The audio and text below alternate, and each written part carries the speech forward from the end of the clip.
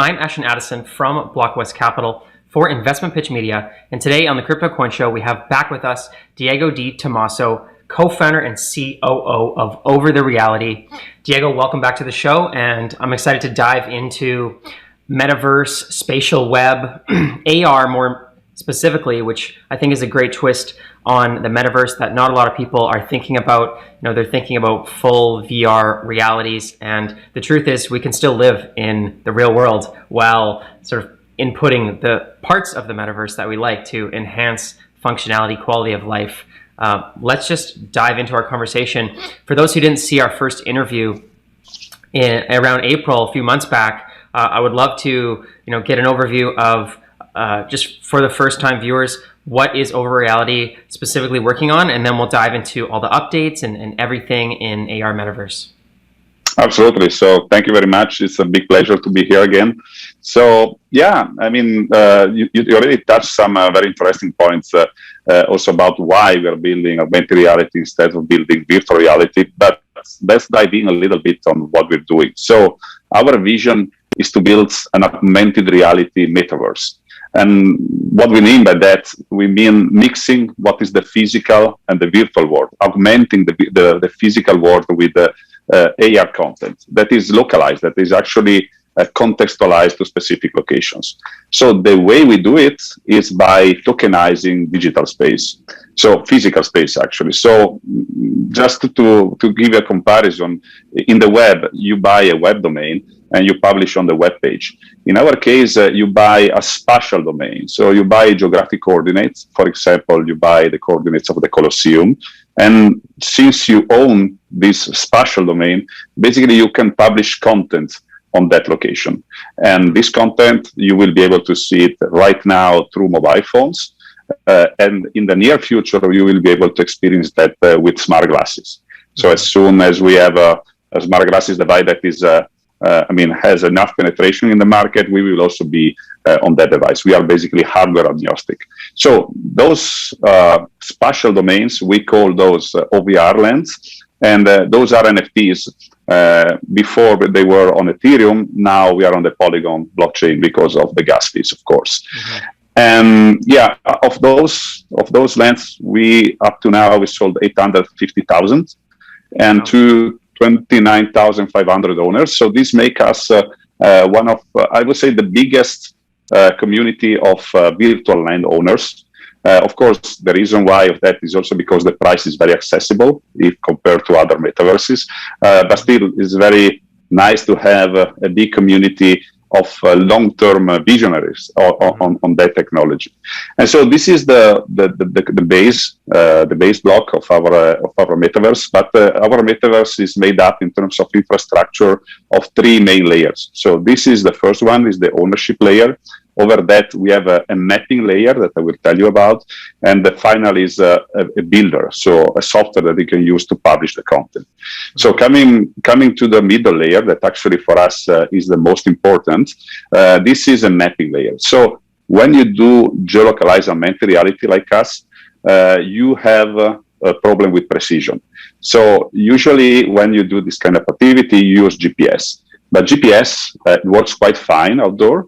But indoor, where unfortunately we spend most of our life, the GPS doesn't work at all. So we build a system that from taking pictures of a location, generate a 3D map of a location, and then you can locate yourself in space very precisely, 20 centimeters versus 4 to 6 meters outdoor for the GPS. Mm-hmm. So this allows for all of these use cases that are theoretically possible, but you don't see it right now. So you want to have an avatar in front of the door. You want to augment a shop window. You want to actually reconstruct the building like it was thousands of years ago, very precisely. You need precision when you do this kind of stuff. And this technology allows for that. So this is about the mapping, and this is a crowdsourced activity that are taken over by our community because it's a huge effort, of course, to map locations. And finally, we have this third layer that is a builder that allows you to publish content. We have two kinds of builders. One is a web builder. So for no coders, you just drag and drop NFTs that you own or 3D assets that you own that are not even NFTs. You can publish those in space. Or if you can code, we also give you a more powerful tool that is a Unity plugin So basically, if you can code in Unity, you can also build complex stuff. So like logics, even games inside of this platform. Up to date, we have 19,000 experiences that have been uploaded in this virtual layer over the physical world. Incredible. Great to hear. And it sounds like the metaverse is progressing nicely, with 80,000 different plots and on tens of thousands of people already involved. But when you compared it to websites and buying a domain name, it's like we're back in 1993. Only 80,000 domain names have sold. Now there are billions and billions, and I feel like we're really just still at the very beginning of spatial domains. And you touched on a lot of points there. I want to get into the AR technology and how we can experience this after. But I want to first talk about the experiences. You mentioned being able to code experiences. What are the sort of the main functions of the experience in these spatial domains and in the metaverse field? Is it just for entertainment? Are people actually running businesses and creating value or generating revenue for their businesses through it? What kind of functionality could these spatial domain owners use in the metaverse? Yeah, so this is a very good question, because also when we built the platform, we was imagining certain kinds of use cases, and then the market and the usage is always a little bit different. So we have three main use cases of our platform right now. So one use case is actually browsing this augmented reality content that can range from art.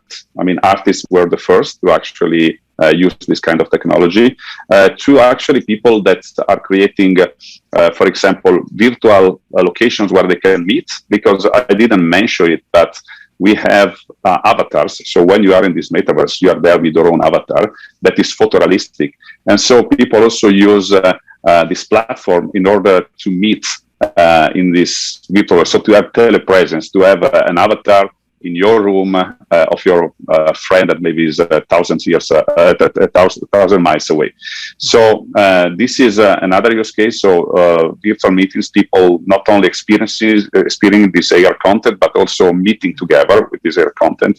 And finally, another use case that also we didn't envision so strong, but is working a lot, is a game like a treasure hunt. So we have a Pokemon Go style treasure hunt, and so people is really also engaged by this, because they went to 1.6 billion locations since the beginning of the launch of the platform to play to this game. And also for example, this one is a very good entry point to AR, because sometimes when we speak about what I'm doing, when I speak about AR, people get a little bit confused. Is it VR? It is AR. But when I tell them, do you remember that game Pokemon Go? They immediately remember. So it's a low friction to engage or onboard people in the metaverse. So that is, the three main use cases that we have right now.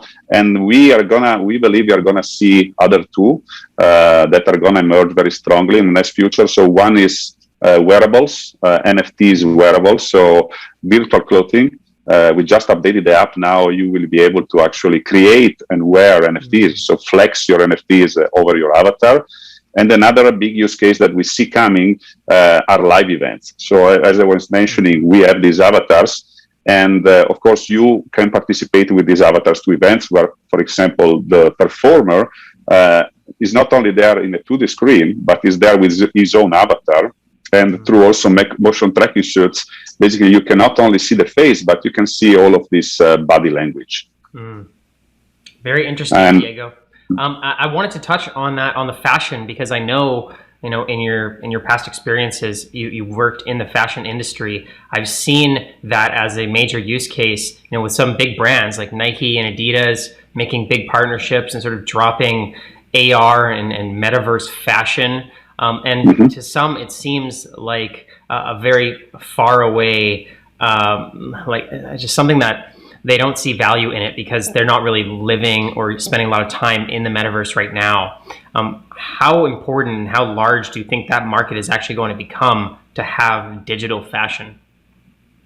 I think that it is going to be huge.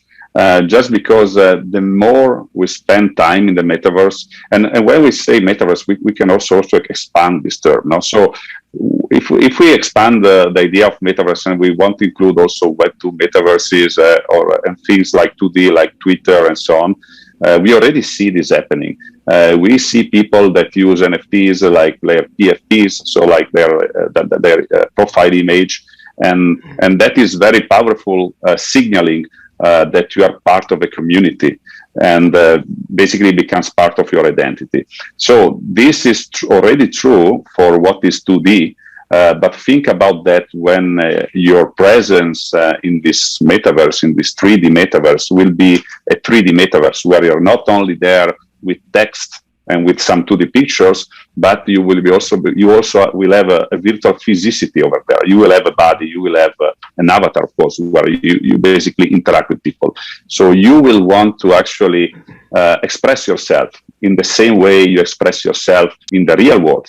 Because if you think about that, fashion and clothing and so on is not only about business, it's also about, or just following a trend, it's also about telling who you are. For example, there are some objects that represent the fact that you are powerful or rich in the physical world. Like, for example, you own a Rolex, or for example, you have some kind of clothes. You have streetwear clothes, and so that is signaling that you actually part of that community, or actually like to represent yourself like that. So in the physical world, we have a lot of more limitations in terms of expression for this kind of tools to express yourself, because you need to buy the asset physically, move around, go maybe around with a bag, and be at an event and bring with you stuff. In this case, in the digital world, it will be much more easier to actually express yourself, and you will have less limitations also. So this need to express yourself and to signal you are part of a community, it's something that is basically part of humanity, and so will be also in the digital world. And these NFTs basically are allowing for that and removing friction on that. So yes, I really believe that it's going to be a huge use case.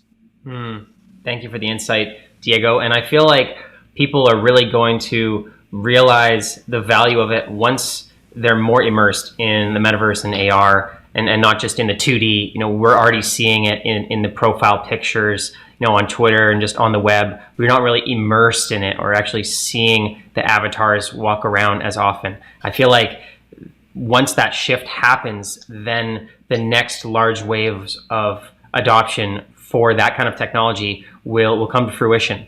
But I feel like one of the setbacks right now is the technology to immerse into it. We can use our phones, and people have been using AR on their phone since Pokemon Go and even before that. But to be fully immersed in it with the AR technology and glasses that give you sort of that VR experience where you can look all around and see that you're in the metaverse while still seeing that you're in real life as well.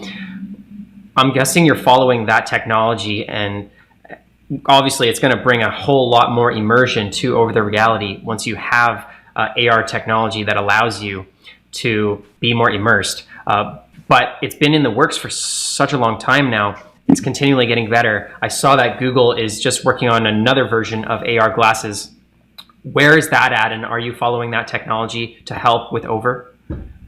No, absolutely. So for us, of course, the fact of having an hardware device that is basically smart glasses where you can actually project this AR content while you're still looking at the real world. So right now, everybody's staring at the phone like for the average is 6.5 hours per day. So it's a huge amount of time. If you think about that 5 years ago or 10 years ago, you would never say that we were reduced like ourselves like that. And so I think that the fact that we need to connect with this world of information is very clear, is already there.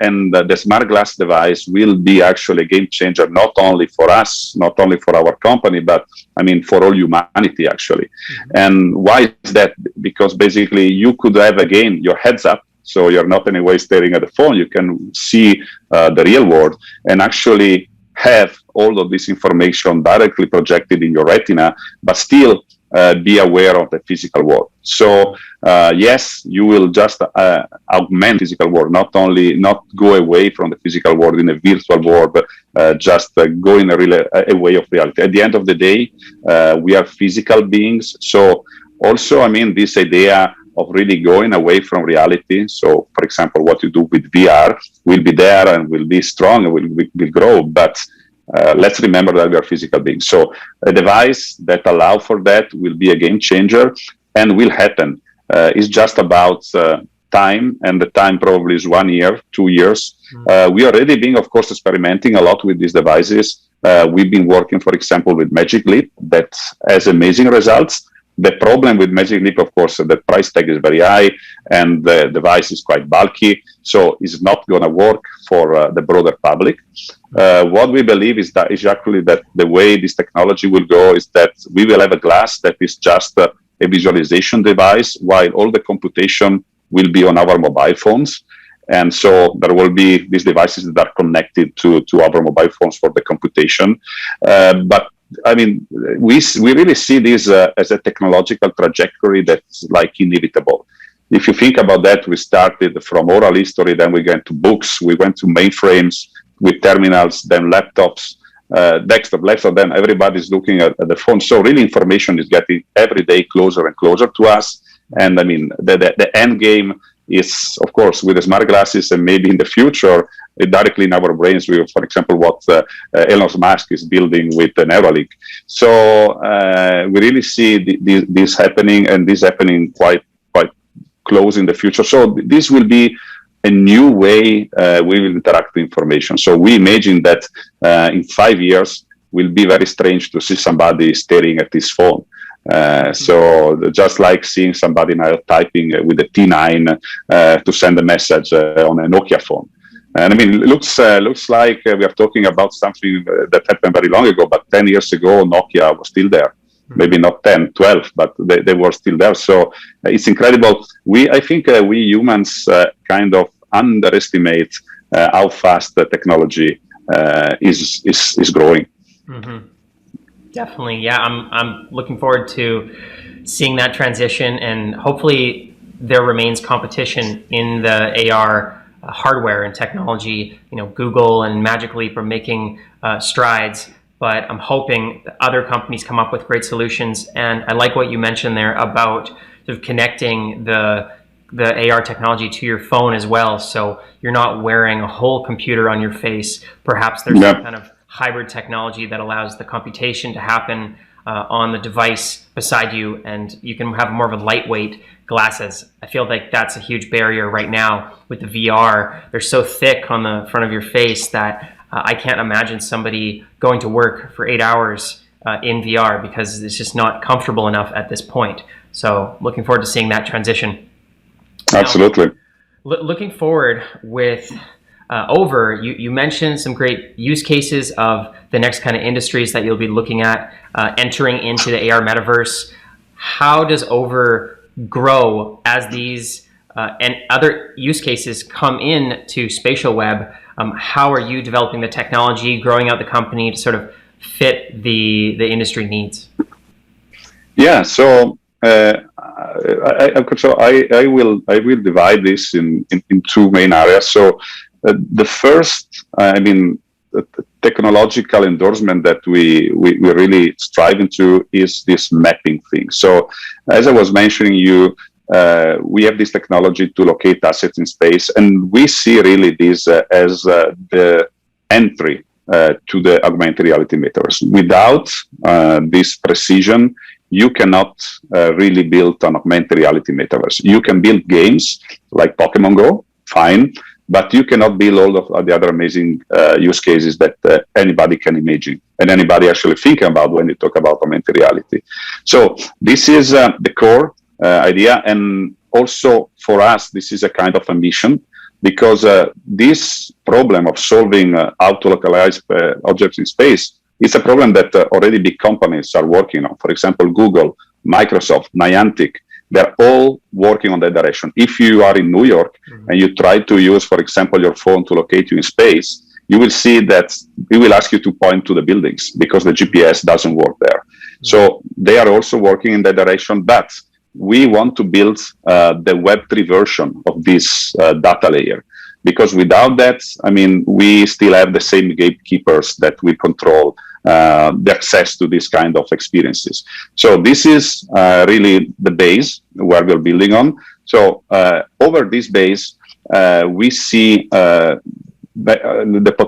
big use cases we're working on are some of them of those already talked to you about. So the wearables, the live events. So we are now in September, we're going to go out with a console so that not only us can create these live events with avatars that perform in front of people, but we will have an open source console, so everybody will be able to create his own event with his motion tracking suite at the beginning.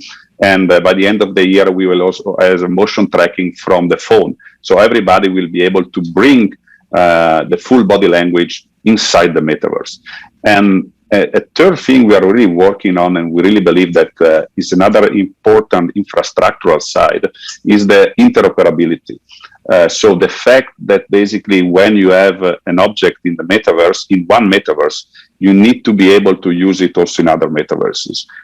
Because if we don't create the metaverse in this way, we are going to follow back to the Web2 metaverse where we live in closed gardens. And basically, we just had some blockchain cool stuff over there, but nothing really changed. I believe that we have this opportunity to build this better system where people can actually create content in one metaverse, and then this content can be used anywhere else. And in this way, actually, there is not anymore a zero-sum game. It's a game where basically you create something for you in your metaverse, but basically the whole ecosystem will get an advantage out of that. And so this is another technical challenge because, of course, you need to adapt to other standards and so on. But it's something that we're really working on already. One first sample that we released, I think 3 months ago, it's an integration with the Sandbox assets. So if you are an owner right now, for example, of NFT from Sandbox, not only you can see it on OVR, that is kind of easy, just display stuff in AR, but you can actually play with it. So the same actions, the same movements you can do inside Sandbox with your avatar, you can do it in augmented reality in OVER. And this is something that we need to expand. So not only Sandbox, but many, many other projects and metaverses. So hopefully, everybody is going in this direction, but actually is also what we're seeing there. So we're really active in the ecosystem. We are at all conferences and so on. And it's very nice to see that this idea of having a metaverse that is really interoperable is shared by all of the biggest sectors in this space. So yeah, I would say that this is the big things we are really thinking about.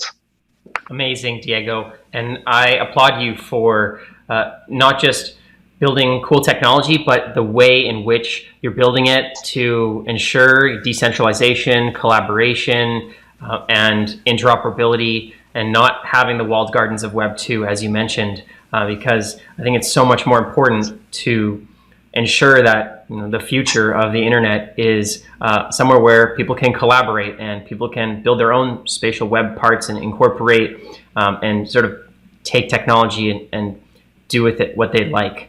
So I'm really looking forward to seeing how OVER continues to grow in that direction. Now, we don't have a lot of time left, but you did mention some great use cases that are already in place for OVER right now, and also the technology for people to build their own spatial webs. For people that want to check out the treasure hunt game or the experiences that are already available on OVER, what is the best way for people to experience that? And for the builders, what's the best way for them to get started? Well, yes, of course, the first way to access to this is just downloading the app. So this is what I say to everybody that also maybe want to invest or so on. Say, please, first of all, download the app, check out what we're building. So you just download the app, you can see the experiences, you can play to these games. So maybe start earning some NFTs or tokens for other projects that we're collaborating with. And once you do that, of course, there's a whole world to explore. So you can go on our website, and if you're a builder, we have all the documentation there you can use to actually create. You can play with the web builder, And if you're really into it, you can also participate to some of our competitions. Monthly, we create what we call AR Awards. So it's a competition where we incentivize the best creators to create contents, compelling content on OvER. So that is, I think, the best way to try to start interacting with our platform. Sounds great. I will leave those links in the description box below as well to make it easy for the viewers. All the best with everything moving forward in OvER, and let's do our next interview in the AR Metaverse. How about that, Diego? Absolutely. We'll love to do that. Let's do that. Let's do that. Looking forward to it. So let's definitely follow up in the near future. Thank you very much. Bye. Thank you.